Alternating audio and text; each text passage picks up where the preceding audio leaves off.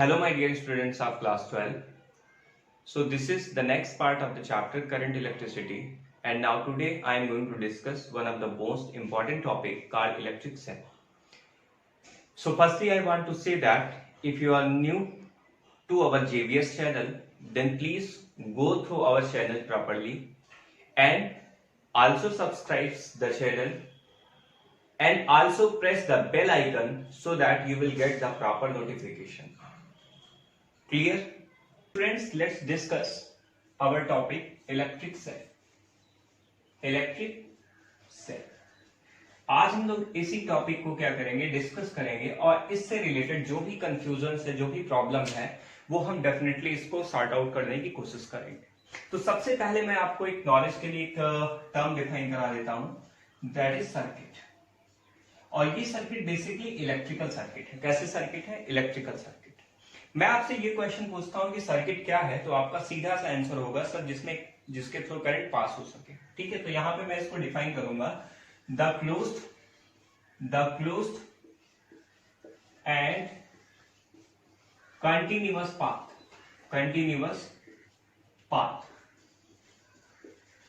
Of electric current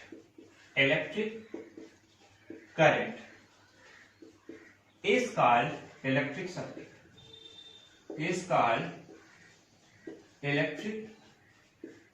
circuit, clear?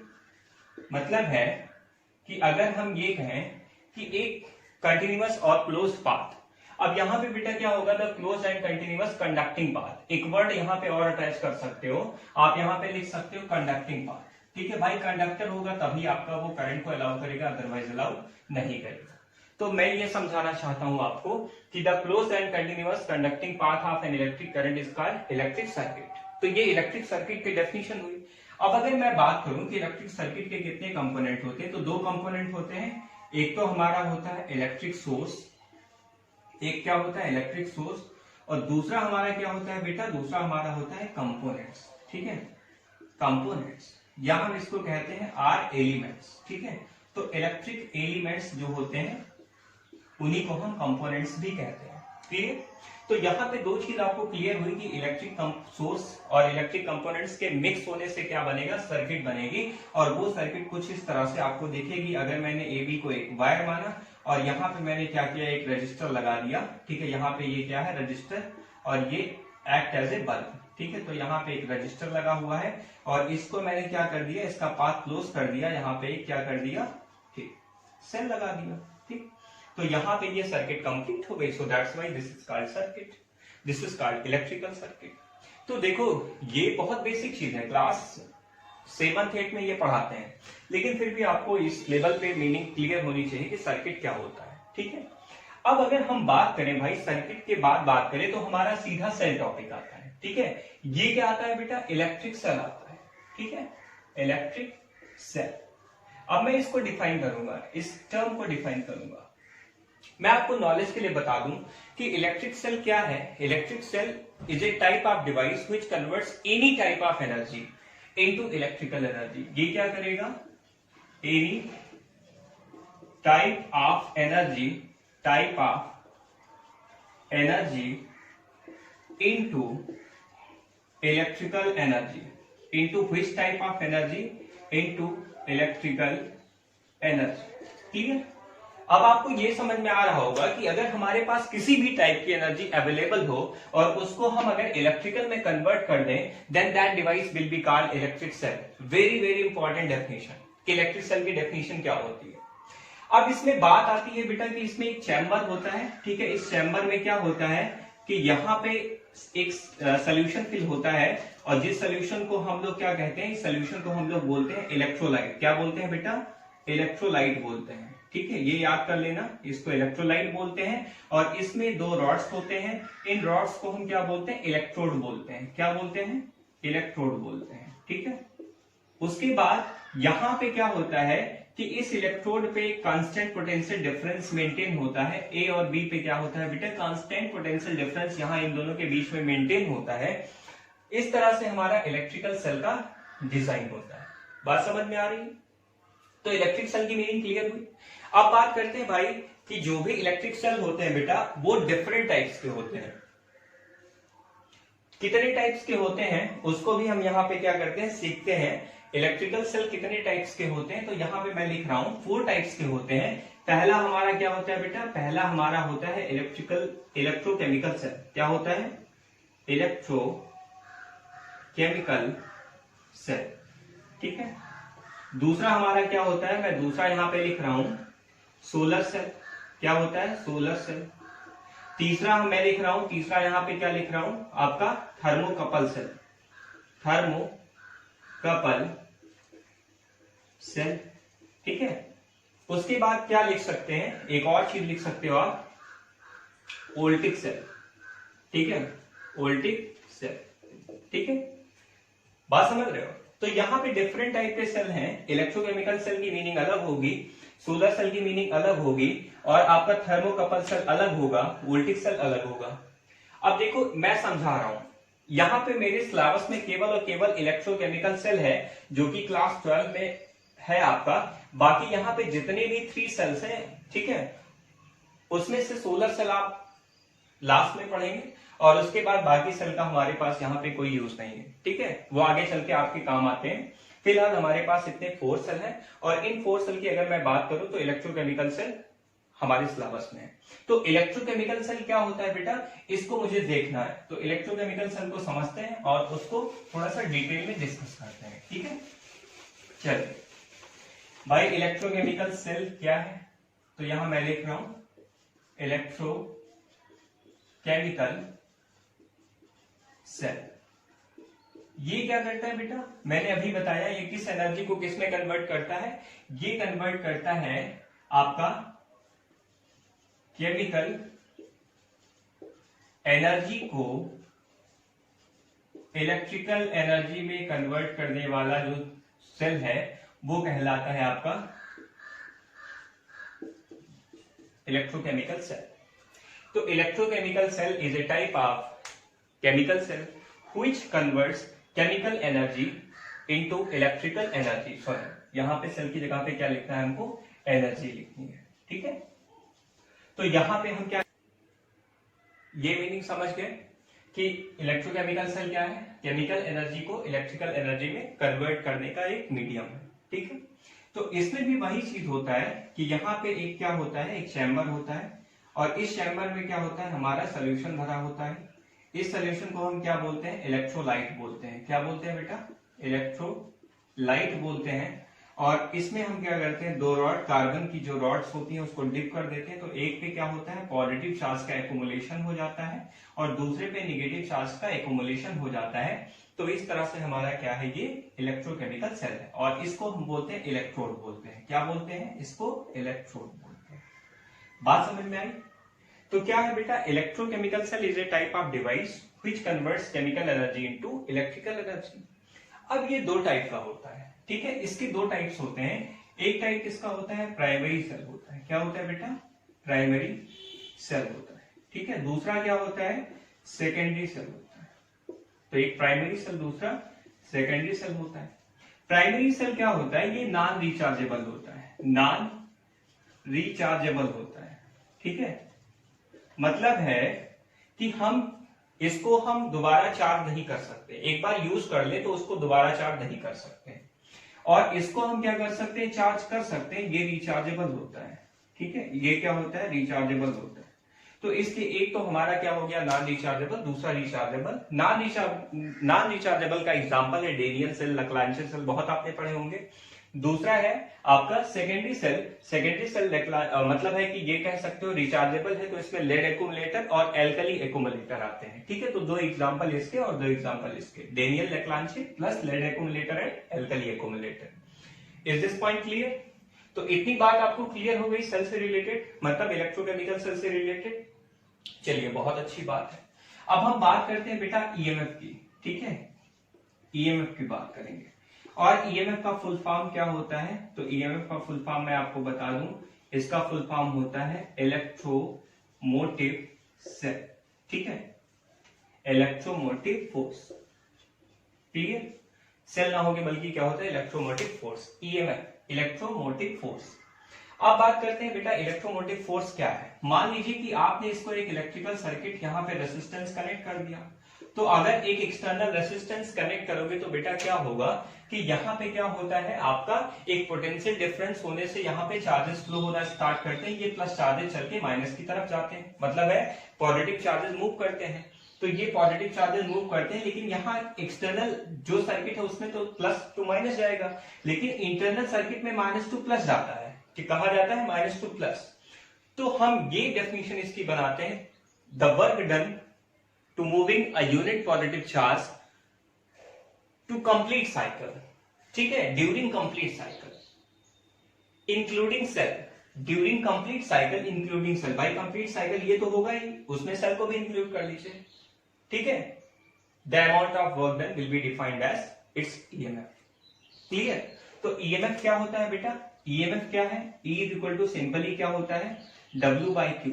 मतलब है यहां पे अगर हम Q चार्ज को मूव कर रहे हैं पूरे कंप्लीट साइकिल में इंक्लूडिंग सेल को भी इंक्लूड करके, then that will be defined as its EMF. मतलब है वो वैल्यू उसकी ईएमएफ होगी। यहां पे मैं लिख दे रहा हूं, to move unit positive charge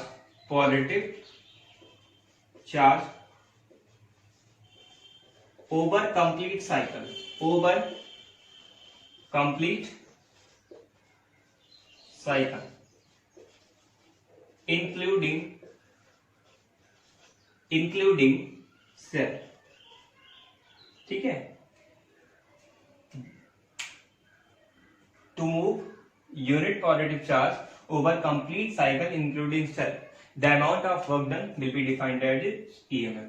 The amount of work done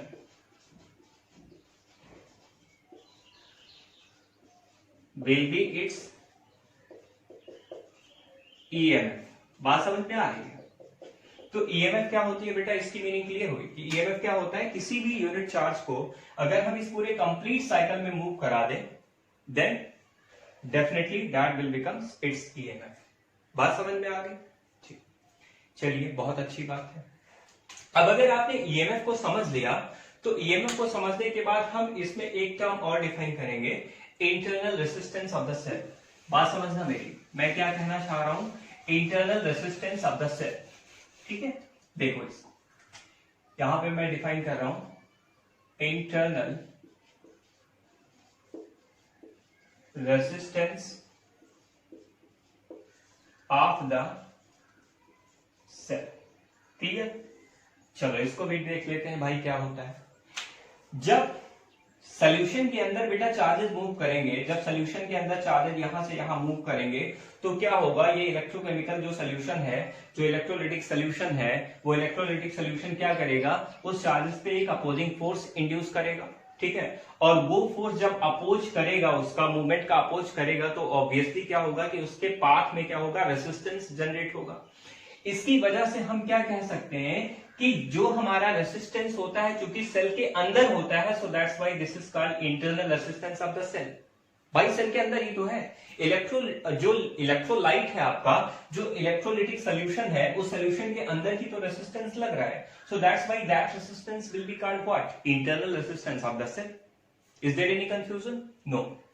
सो इसको हम किससे एक्सप्रेस करते हैं बेटा, स्मॉल आर से एक्सप्रेस करते हैं। किससे एक्सप्रेस करते हैं, स्मॉल आर से एक्सप्रेस करते हैं, ठीक है। कैपिटल आर से आप एक्सटर्नल रेसिस्टेंस को एक्सप्रेस करते हो, और स्मॉल आर से किसको एक्सप्रेस करते हो, इंटरनल रेसिस्टेंस को, ठीक।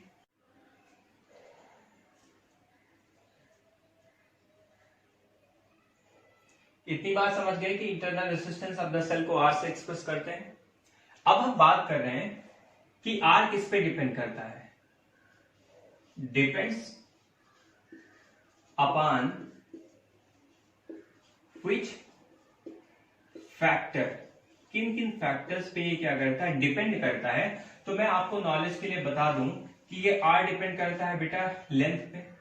अब पूछेंगे सर कौन सी लेंथ, तो मैं बोलूंगा बेटा इन इलेक्ट्रोड्स के बीच की जो डिस्टेंस है, इसको हम एल से एक्सप्रेस करते हैं। तो एल क्या है हमारा, लेंथ बिटवीन इलेक्ट्रोड्स। क्या लिखेंगे यहां पे, लेंथ बिटवीन इलेक्ट्रोड्स, ठीक है।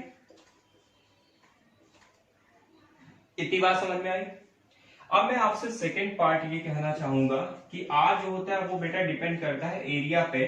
और एरिया कौन सा एरिया, ये जो इलेक्ट्रोलाइटिक सॉल्यूशन के अंदर जो एरिया डिप होगा इस रॉड का, उस एरिया के कैसा प्रोपोर्शनल है, इनवर्सली प्रोपोर्शनल है। बात समझ में आ रहा है? तो मेरी बात समझिएगा कि जो मैं बोल रहा हूं कि जो एरिया इसका सॉल्यूशन के अंदर डिप है उस फैक्टर पे डिपेंड करता है। तीसरा फैक्टर हमारा क्या है, तो तीसरा फैक्टर है बेटा हमारा कि वो कंसंट्रेशन पे डिपेंड करता है डायरेक्टली। मतलब है कि इस इलेक्ट्रोलाइटिक सॉल्यूशन की कंसंट्रेशन जितनी ज्यादा होगी रेसिस्टेंस उतना ज्यादा होगा। और इसके साथ साथ जो चौथा फैक्टर होता है वो होता है रेसिस्टेंस डिपेंड करता है टेम्परेचर पे इनवर्सली। मतलब है थीटा पे क्या डिपेंड करेगा, इनवर्सली। थीटा जितना ज्यादा रेसिस्टेंस उतना कम। ठीक है, तो इस तरह से हम जब इन चीजों को कंबाइन करते हैं तो हमको एक एक्सप्रेशन मिलता है इन बेसिकली थ्री टर्म्स को कंबाइन करने पे। इसको अगर हम कांस्टेंट मान ले तो ये जो रिलेशन हमारा होगा वो रिलेशन कुछ इस तरह से होगा कि R is equal to C into L upon A। ठीक है, और ये हमारा क्या है बेटा, provided temperature should be constant, provided T is equal to constant. ठीक है, यहाँ पे थीटा कांस्टेंट है तो थीटा लिख सकते हो, कोई दिक्कत नहीं। टेम्परेचर को थीटा से लिखे, टी से लिखे, कोई दिक्कत नहीं है। ठीक है, तो इतनी बात आई थिंक कि आपको क्लियर हो गई होगी। बात समझ रहे हो बेटा? तो अब यहाँ पे एक अनदर टर्म है, मैं डिफाइन करूंगा पोटेंशियल को। ठीक है, देखिए पोटेंशियल को भी डिफाइन करते हैं कि एक्चुअली पोटेंशियल हमारा क्या होता है। ठीक, चलिए भाई पोटेंशियल ईएमएफ आपने डिफाइन कर लिया, तो हम लोग पोटेंशियल को भी डिफाइन कर लेते हैं कि पोटेंशियल हमारा क्या होता है। देखो सिंपली इसको हम ये कहते हैं बेटा कि जब भी इलेक्ट्रोलाइटिक सॉल्यूशन जो भी होता है उसमें अगर हम रॉड को डिप करते हैं तो यहाँ पे इसका टर्मिनल ए है, इसका टर्मिनल बी है, तो इस ए बी टर्मिनल पे क्या होता है, पोटेंशियल डिफरेंस डेवलप हो जाता है। प्लस प्लस इधर आ जाता है, माइनस माइनस माइनस इधर। ठीक है, तो इसके बीच में क्या आ जाता है, पोटेंशियल डेवलप हो जाता है। अब किसी भी चार्ज को एक टर्मिनल से दूसरे टर्मिनल पे मूव कराने में जितना भी वर्क करना पड़ेगा, that work will be called its potential. क्या कहलाता है, that work will be defined as its potential. तो मैं यहां पे लिख रहा हूं कि the amount of work done to move the unit charge from terminal A to terminal B, from terminal A to B। मतलब है टर्मिनल A से B तक मूव कराने में जो भी वर्क करना पड़ेगा, that work will be called its potential. तो अगर मान लीजिए कि आपने Q चार्ज A से B मूव किया और उसमें W वर्क करना पड़ा, तो पोटेंशियल कितना होगा बेटा, W बाय Q होगा। ठीक है, ठीक भाई, क्या होगा, B equal to W by Q होगा। अब एक बात जरा मुझे बताओ कि भाई W कितना होता है, तो W आपको मैं बता दूं नॉलेज के लिए, W वर्क डन होता है। तो वर्क डन करने से हीट बनती है। ठीक है, हीट कितनी बनती थी, याद होगा आई थिंक आपको। तो यहाँ पे हीट कितना बनता था, I² RT बनता था, याद है ना भाई। H is equal to I² RT ही तो होता था। कितनी हीटिंग इफेक्ट जनरेट होती थी, यही होती थी। इसी को तो हम बोलते हैं कि हमारा वर्क डन है। ठीक, अब यहाँ पे Q क्या होगा, आपको पता है रिलेशन बेटा, I is equal to Q by T होता है। तो यहाँ पे क्या है, Q बाई T है, तो Q is equal to I into T। तो यहाँ पे आप क्या कर दिए, I इंटू T कर दिए, इस T से T कैंसिल कर दिया, I से I कैंसिल हो गया, तो B की वैल्यू कितनी आ गई, IR। कोई दिक्कत नहीं। इस तरह से हम क्या कर सकते हैं, अपने सेल को अच्छी तरीके से डिफाइन कर सकते हैं। और जो सेल के टर्मिनोलॉजी है, छोटे छोटे टर्म है, उसको भी मैं डिफाइन कर सकता हूं। ठीक है, तो जो हमारा बेटा नेक्स्ट लेक्चर होगा, डेफिनेटली हम उसमें क्या करने वाले हैं, डेफिनेटली हम उसमें अच्छे कंसेप्ट को कवर करने वाले हैं। और वहां पे हम रिलेशन देखेंगे कि VE, I और R के बीच में रिलेशन क्या होता है। उसके साथ साथ हम उस रिलेशन का ग्राफ भी प्लॉट करेंगे और कुछ और भी इंपॉर्टेंट टॉपिक्स को डिस्कस करेंगे। सो आज के लिए फिलहाल इतना ही। Thank you students.